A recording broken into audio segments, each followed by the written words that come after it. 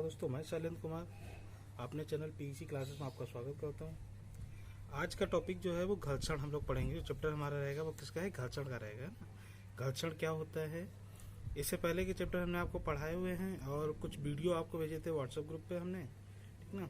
बाकी जो है वो हम सब आपको यूट्यूब पे ही पढ़ा देंगे, ठीक ना। पूरा सिलेबस हम आपको खत्म करा देंगे 5 दिन 10 दिन में, ठीक ना। तो आज हम लोग पढ़ेंगे घर्षण, जो टॉपिक हमारा छूट गया था। तो देखो ध्यान से, क्या होता है घर्षण के बारे में। तो घर्षण है क्या, ये बहुत इंपॉर्टेंट टॉपिक है घर्षण, ठीक ना। इसको देख लो ध्यान से। तो घर्षण क्या है? घर्षण को फ्रिक्शनल फोर्स भी बोलते हैं। तो ये क्या, इसे कैसे पढ़ा जाएगा, इसकी डेफिनेशन मैंने पहले से लिख के रखी हुई है, इसको आप लोग ध्यान से देख लो, ठीक ना। फिर हम इसको थोड़ा डीप देखते हैं ना। तो क्या है कि घर्षण, जब कोई पिंड दूसरे पिंड पर फिसलने का प्रयास करता है, फिसलता है। अरे सीधी बात समझिएगा, जब एक बॉडी है दूसरी बॉडी पर जब चलती है तो उनकी जो संपर्क सतह होंगे, इनके जो बीच की जो संपर्क सतह होगी, जो ये संपर्क सतह होगी, ठीक है, इनके बीच एक क्या विरोधी बल कार्य करता है, जो गति का क्या करेगा, विरोध करेगा, ठीक ना। गति का विरोध करता है, वही बल क्या कहलाता है, हमारा घर्षण बल कहलाता है ना। ऐसा बल जो विरोध हो, किसका? गति का विरोध करे, उसको क्या बोलेंगे? घर्षण बल। भाई देखो क्या है, जब कोई पिंड दूसरे पिंड पर फिसलने का प्रयास करता है, फिसलता है, तो दोनों के संपर्क तलों पर एक स्पर्श रेखीय बल कार्य करता है, जो पिंड की सापेक्ष गति का विरोध करती है। इस विरोधी बल को ही क्या बोलेंगे? घर्षण बल। अच्छा, घर्षण बल क्या होता है? एक प्रकार का क्षय बल होता है। क्षय मतलब क्या? ये चीज को कम करेगा। गति है तो गति को कम करता चला जाएगा, और फाइनली क्या हो जाएगी? गति आपकी क्या हो जाएगी? जैसे लुढ़कती हुई गेंद है, लुढ़कती क्या हो जाती है? बाद में विराम अवस्था में आ जाती है। क्यों? क्योंकि घर्षण बल उस पर कार्य करता है ना। तो इसके लिए देखिए, एक आपको मैं डायग्राम बना के दिखाता हूँ। एक हमारे पास ये सतह है, ठीक है, जिसपे एक बॉडी हमारी रखी हुई है, ये, ठीक ना। ये बॉडी रखी हुई है, ये रुच्छ सतह है, एक रफ सतह, ठीक ना, जिसपे एक बॉडी रखी हुई है, जिसका भार हमारे पास क्या है? W है, W भार। अच्छा, W भार है, इस पर एक बल लगाते हैं हम, इस तरह F बल लगाकर इसको क्या कर रहे हैं? गति दे रहे हैं। जब इसको गति देंगे तो इसके लिए एक अविलंब प्रतिक्रिया बल निकलेगी, जो क्या होगी? प्रतिक्रिया बल जो होगी R जो होता है बल के भार के हमेशा अपोजिट ही रहेगी, लंबवत ही रहेगी, है ना। ये लंबवत ही रहती है, तो ये क्या हो जाएगी आपकी R, ठीक ना। इसको बोलते हैं अविलंब प्रतिक्रिया बल। क्या बोलते हैं? अविलंब प्रतिक्रिया बल, है ना। और ये आपका क्या है? बल लगा हुआ बल। ये आपका क्या? वस्तु का क्या है? भार है। ये आपकी क्या है? वस्तु है ना। अच्छा, जिस दिशा में बल लग रहा है उसके अपोजिट दिशा में हमेशा क्या लगेगा? घर्षण बल। क्या लगेगा? घर्षण बल। और घर्षण बल को हम लोग मोस्टली डिफाइन किससे करते हैं? अगर इसको F तो इसको F, इसको भी घर्षण बल को F से ही डिफाइन करते हैं, है ना। और F बराबर क्या होता है? Mu R। जहाँ म्यू क्या है? म्यू बराबर, मैं आपको बता दूं यहाँ म्यू बराबर क्या है? म्यू बराबर है घर्षण गुणांक। ये चीज़ें याद रखिएगा, है ना, ये बहुत काम आने वाली हैं। मैं आपको एक डायग्राम, ऐसा डायग्राम बता दूंगा, मास्टर डायग्राम, जो आपको हर एक डायग्राम में यूज करना पड़ेगा। देखिए क्या करना है, जिधर बल लगेगा उसके अपोजिट ही आपको घर्षण बल लगाना है, भार लगेगा उसके लंबवत ही आपको अवलंबन प्रतिक्रिया बल लगाना है। इतनी बात आप लोग ध्यान रखिएगा, है ना। तो अगर हम आपसे पूछे कि इसमें बल जो है घर्षण बल कितना होगा, तो इससे हम लोग देख सकते हैं कि अगर हम बल कितना लगा रहे हैं, F लगा रहे हैं, वस्तु अगर विराम अवस्था में है तो वस्तु विराम रहेगी तो वस्तु चलेगी नहीं, तो जितना F होगा इतना F भी होगा, क्योंकि दोनों बल क्या हो जाएंगे आपस बराबर। अतः घर्षण बल का फार्मूला हम लोग ऐसे याद कर लो। घर्षण बल बराबर क्या होता है? घर्षण बल बराबर हमारे पास F बराबर, इसका एक फार्मूला होता है म्यू R, और R अविलंब प्रतिक्रिया बल है, और म्यू क्या है आपका? घर्षण गुणांक, ठीक ना। इतनी चीज आप लोग याद रखिएगा, ठीक है ना। मैंने लिखा दिया म्यू क्या है आपका? घर्षण गुणांक। इसके बाद देखो हम लोगों को क्या है, हम लोगों के दैनिक जीवन में इसका उपयोग, है ना, पूछा जाता, ये बहुत पूछा जाता है कि इसके बाद पूछेगा उपयोग क्या है ना। तो उपयोग आपको बताने हैं, तो उपयोग तो आप लोग बता ही सकते हो ना, क्या क्या उपयोग होते हैं इसके। तो देखो, पहला उपयोग क्या करते हो आप लोग? पहला उपयोग क्या है भाई? हमारे कार, मोटर कार है, कार हो गई, गाड़ी हो गई, है ना, और ट्रेन हो गई, ठीक ना, आदि के चलने व रुकने में, है ना, घर्षण का प्रयोग होता है भाई, ठीक है। दूसरा आपसे पूछे तो आपके क्या, तो चलने में सहायता करता है, मनुष्यों के चलने में, मनुष्य जानवरों के चलने में सहायता करता है, चलने में सहायक होता है। अच्छा, ये सहायक, है ना, होता है। अच्छा, एक बात, तो अगर हम लोग चाले में क्यों लपटते हैं? जब पानी जहाँ फैला होता है वहाँ क्यों लपट जाते हैं भाई? क्योंकि वहाँ पे घर्षण बल का मान क्या हो जाता है? कम हो जाता है, सहायक होता है। अच्छा, एक चीज और मुझे ये पूछना था कि अगर आप बताओ मुझे कि बर्फ पर चलना कठिन होता है ना, क्यों? क्योंकि बर्फ पर घर्षण बल का मान क्या हो जाता है, कम हो जाता है। इसलिए चलने के लिए हमें किसकी आवश्यकता होती है, घर्षण बल की आवश्यकता होती है। कभी कभी इसके देखो हानि क्या होती है, जब अगर हानि आपसे पूछ दे, ऐसे तमाम हैं, आप लोग लिख लीजिएगा, है ना। हानि अगर पूछे तो हानि क्या होता है, जैसे कागज मिल है, कागज मिल में क्या होता है, कागज मिल है, कपास मिल है ना, कागज मिल है, कपास मिल है ना, कपड़ा जैसे कपास, कपड़ा मिल है, ठीक ना। यहाँ पे क्या होता है, घर्षण के कारण क्या होती है, चिंगारियाँ निकलती रहती हैं, है ना। घर्षण के कारण क्या होती है, चिंगारियाँ निकलती रहती हैं। घर्षण के कारण आग लग जाती है, चिंगारी लगेगी, जिससे क्या होगा, कागज या आग उसमें कपड़े में आग लग जाती है। घर्षण के कारण आग लग जाना, है ना, आग लग जाना। क्लियर है। दूसरा अगर इसी में पूछें तो मशीन, देखो जब घर्षण ज़्यादा हो जाता है तो मशीनें क्या होती हैं, ऊर्जा ज़्यादा खाने लगती हैं। तो घर्षण के कारण क्या होता है, घर्षण के कारण ऊर्जा की खपत काफ़ी होती है। ऊर्जा की खपत अधिक होती है, अधिक होती है। ठीक, तो इतनी चीज़ें आप लोग घर्षण के बारे में याद रखिएगा। अगर आपसे उपयोग पूछे तो उपयोग पूछे या लाभ पूछे तो दोनों काम यही है, लाभ भी इसी में आ जाएंगे, ये लाभ भी होते हैं, है ना। हानि पूछे तो आपको हानि मैंने ये बता दी। इतनी चीज़ें आप लोग याद रखो, ठीक है।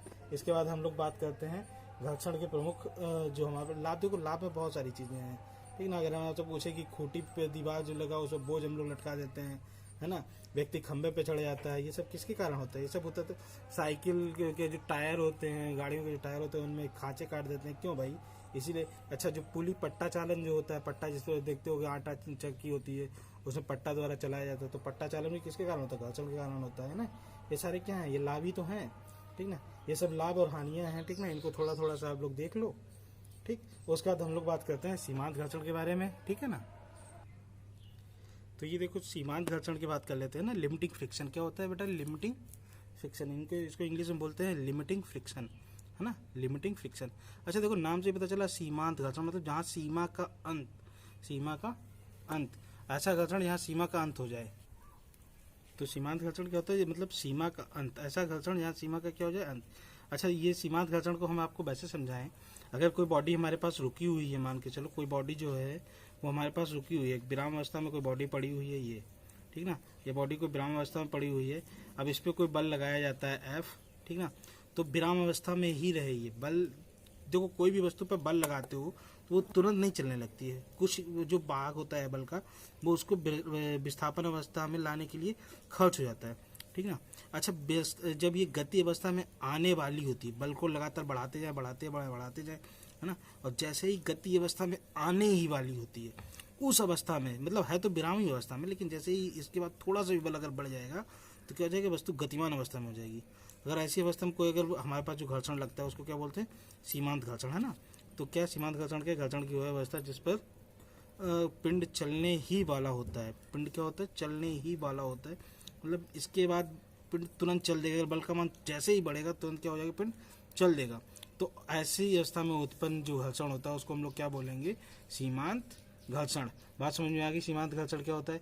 सीमांत घर्षण होता है, ऐसे सीधा समझो कि वस्तु विराम अवस्था में वस्तु पर बल लगाया गया है और बल का मान बढ़ाते जाओ, वस्तु जैसे ही गतिमान अवस्था में होने वाली होगी, मतलब गति नहीं कर रही होगी, गतिमान अवस्था में होने वाली होगी, मतलब अब उसके सीमा का क्या हो गया, अंत हो गया, विराम अवस्था का अंत होने वाला है, उस अवस्था में अगर घर्षण जो उत्पन्न हो रहा है उसको क्या बोलेंगे, सीमांत घर्षण।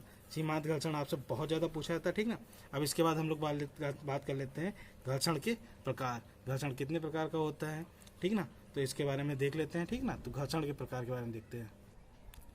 अच्छा, घर्षण के प्रकार है ना, घर्षण के प्रकार कितने प्रकार के होते हैं ये बात कर लेते हैं। तो देखो जब भी कभी ऐसी कोई चीज़ आए, मैंने आपको पहले बता रखा है कि जब भी कभी प्रकार की चीज़ें आए तो आप देखिएगा अवस्थाएं देखा करो, अवस्थाएं कितनी होती हैं। तो अवस्थाएं देखो दो प्रकार की होती है, तो बॉडी चल रही होगी या बॉडी विराम अवस्था में होगी। क्या होगा, या तो वस्तु चल रही होगी या वस्तु विराम अवस्था में होगी। हम लोग बल का बात कर रहे हैं ना, बल का अध्ययन कर रहे हैं, क्योंकि बल ही तो पढ़ रहे हैं, मैकेनिक्स मतलब बल। तो बलों में क्या होगा, बल लगाएंगे या तो बॉडी चलने लगेगी या तो वस्तु विराम अवस्था में रहेगी। तो जब दो अवस्थाएं होंगी तो घर्षण के प्रकार भी हमारे पास दो ही प्रकार के होंगे। कितने प्रकार के होंगे घर्षण, दो प्रकार के होंगे, ठीक ना, पहला और दूसरा। अच्छा, पहला जो होगा स्थैतिक घर्षण। देखो भाई, पहला अगर वस्तु मान लो स्थिर रही, उसको क्या बोलेंगे, स्थैतिक घर्षण, क्या बोलेंगे? स्थैतिक घर्षण। और अगर बल लगाने पे वस्तु चल दी तो उसको क्या बोलेंगे? गतिक घर्षण। ये बहुत पूछा जाता है। अच्छा, कभी कभी ये सीमांत घर्षण भी इसी में डाल देते हैं ना किताबों में, सार्थक वाले में ये डाल देते हैं कि सीमांत घर्षण भी इसी में डाल देते हैं। तो सीमांत घर्षण अलग चीज होती है। सीमांत घर्षण आता है किसमें? स्थैतिक घर्षण में आता है, क्योंकि वस्तु तो स्थिर ही है ना भाई। बल लगाने के बाद भी वस्तु क्या स्थिर ही रहेगी ना, तो किसमें आएगा? स्थैतिक घर्षण में ही आएगा, ठीक ना, सीमांत घर्षण। तो स्थैतिक घर्षण, तो स्थैतिक घर्षण के नाम से आप समझ लो कि वस्तु क्या होगी? वस्तु कैसी रहेगी? इसमें वस्तु स्थिर रहेगी। कैसी रहेगी? स्थिर रहेगी, है ना, स्थिर रहेगी। अर्थात क्या है, मान लो कोई हमारे पास ट्रक खड़ा हुआ है, ठीक ना, या कोई कार खड़ी हुई है। अब कार में मैंने कहा कि एक आदमी जाओ अकेले से धक्का मारने लगो जाके, ठीक है, तो आप बल लगाओगे। मान लो ये हमारी कार खड़ी हुई है, आपने क्या किया? इसमें बल लगाया, इधर से बल लगाना शुरू किया, ठीक ना, तो क्या कार चल देगी आपके चलाने से? नहीं चलेगी ना। लेकिन आप बल तो लगा रहे हो, प्रयास तो कर रहे हो इसको लगाने चलाने के लिए। तो आपका जो बल है इसको खर्च करने में, इसमें जो आपका बल इसको गति लाने में किया जा रहा है, जो बल लगाया जा रहा है, लेकिन गति तो उत्पन्न नहीं हो रही है, तो वो बल कहाँ जा रहा है? तो ये इसके विरुद्ध जो ये घर्षण, जो नीचे से जो घर्षण बल लग रहा है, ये जो म्यू आर लग रहा है, म्यू आर मतलब घर्षण बल, तो इसका विरुद्ध जा रहा है ना, ये सब आपका बल जो है वो म्यू आर खा जा रहा है, ठीक ना। तो ऐसे में जो आपको बल लगाते हो उसके कारण जो ये म्यू आर उत्पन्न होता है, घर्षण बल उत्पन्न होता है, उसको क्या बोलते हैं? स्थैतिक घर्षण। अर्थात आप बल लगाओगे भी और वस्तु चलेगी भी नहीं, उस अवस्था में क्या होगा? वस्तु स्थिर ही रहेगी। उस अवस्था में अगर घर्षण जो उत्पन्न होता है उसको क्या बोलेंगे? स्थैतिक घर्षण। नाम से ही पता चला, स्थैतिक मतलब स्थिर अवस्था का घर्षण। बल लगाने के बाद भी वस्तु स्थिर रहेगी, स्थिर अवस्था का घर्षण। क्लियर है ना? गतिक घर्षण की बात करें, बल लगाया, अब बल लगाया तो क्या हो गई? गति करने लगी वस्तु। अब वस्तु अगर गति करने लगी तो कौन सी अवस्था का घर्षण हो गया? गतिमान अवस्था का घर्षण। जैसे अगर मैं आपसे बोलूं कि फुटबॉल है, फुटबॉल पे आपने कहा लात मारो, लात मार दी मैंने फुटबॉल पे, किक मार दी उसमें, तो किक मारने से क्या होगी? फुटबॉल चल देगी। और फुटबॉल चल देगी तो फुटबॉल किस अवस्था में आ गई? गतिमान अवस्था में आ गई। अब गतिमान अवस्था में होगी तो फुटबॉल गति करने लगी, और गति करने लगी तो उसमें क्या हो गई? गति के कारण घर्षण उत्पन्न हो जाएगा। गति हो रही हो, गति में क्या हो रहा है? घर्षण हो रहा है, क्योंकि चलते चलते फुटबॉल भाई रुक जाएगी ना कहीं ना कहीं। तो जब फुटबॉल रुक जाएगी तो क्या हो जाएगा? घर्षण है उसमें, है ना। तो गति अवस्था में, इसमें क्या हो? गति अवस्था में उत्पन्न, गति अवस्था में, अवस्था देखो भाई, गति अवस्था में उत्पन्न घर्षण, है ना, उत्पन्न घर्षण। बात समझ में आ रही है ना? ये क्या है? स्थिर अवस्था में उत्पन्न घर्षण, गतिमान अवस्था में उत्पन्न घर्षण। अगर आपसे पूछा जाए कि आप एक दीवार है, दीवार में आपने धक्का मारा, ठीक ना, तो किस अवस्था का घर्षण है? तो कौन सी? दीवार चूंकि चलेगी नहीं ना, तो स्थिर अवस्था का घर्षण है। बोला कि साइकिल है, साइकिल में आपने पैडल मारा, कौन सी अवस्था का घर्षण है? भाई साइकिल में पैडल मारोगे तो साइकिल चल देगी, तो कौन सी अवस्था का घर्षण है? गतिमान घर्षण, गतिमान अवस्था का घर्षण है। बोला है घड़ी की सुई, घड़ी है हमारे पास, घड़ियां गति कर रही है, सुई ये जो होती है वो क्या कर रही है? गति कर रही है लगातार, है ना। घड़ी की सुई घूमती रहती है ना, बताओ कौन सी अवस्था का घर्षण है? क्या कहोगे? गतिमान अवस्था का घर्षण है, ठीक ना। अगर कह दी मेज टेबल पे बुक रखी हुई है, कौन सी अवस्था का घर्षण है? तो भाई टेबल पे बुक रखी है, गति थोड़ी ना कर रही है, कौन सी अवस्था का घर्षण है? स्थिर अवस्था का घर्षण है। तो ऐसे ही समझो, जब वस्तु रुकी हो तो स्थिर अवस्था है, तो उसमें जो घर्षण हो रहा है वो स्थिर अवस्था का घर्षण है, ठीक ना। वस्तु अगर चल रही है तो उसमें कौन सा घर्षण है? गतिमान अवस्था का घर्षण है। इतनी चीजें आप लोगों को याद रहेंगी कि नहीं रहेंगी? रहेंगी। ओके, अब आता है गतिमान अवस्था। देखो स्थैतिक, स्थिर अवस्था में तो क्या है? वस्तु स्थिर होगी तो स्थितिक अवस्था। अब गतिमान अवस्था के घर्षण कितने प्रकार के होते हैं? तो इसको हमने दो भागों में बांटा। कितने भागों में बांटा बेटा? दो भागों में बांटा, पार्ट ए और पार्ट बी। इसमें दो भाग होते हैं गतिमान अवस्था, गतिमान घर्षण में, गति घर्षण। एक तो होता है आपके पास सर्पी घर्षण। कौन सा होता है? सर्पी घर्षण। समझ में आ रहा है नहीं आ रहा है ना। और एक होता है लुढ़कन घर्षण, लोटनी घर्षण, लुढ़कन घर्षण, है ना। एक कौन सा होता है? लुढ़कन घर्षण, लोटनी घर्षण। अब भाई समझो, सर्पी घर्षण और लुढ़कन घर्षण, गतिमान गति घर्षण दो प्रकार के होते हैं। कितने प्रकार के होते हैं? दो प्रकार के होते हैं। एक होता है सर्पी घर्षण, गति घर्षण में दो प्रकार, सर्पी घर्षण और लुढ़कन घर्षण। नाम से समझ आ रहा होगा। अगर वस्तु सड़क की गति कर रही है, हमने बल लगाया, वस्तु सड़क की गति कर रही है, तो कौन सा घर्षण होगा? सर्पी घर्षण। और अगर हमने बल लगाया, वस्तु लुढ़क की गति कर रही है, तो कौन सा घर्षण होगा? लुढ़कन घर्षण, लोटनी घर्षण। जैसे अगर हमने कहा ये पेन रखा हुआ है ना, मैंने कहा इस पर बल लगाओ, तो आप क्या करोगे? जब बल लगाओगे तो ये कैसे गति कर रही है? सड़क की गति कर रहा है ना भाई, तो कौन सा घर्षण है? सर्पी घर्षण है, ठीक ना।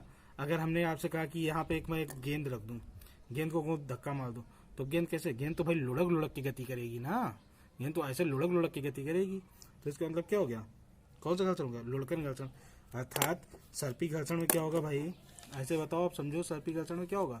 तो सर्पी घर्षण में क्या होगा, पिंड सरक कर गति करेगा। कैसे, सरक कर गति करेगा, गति करेगा।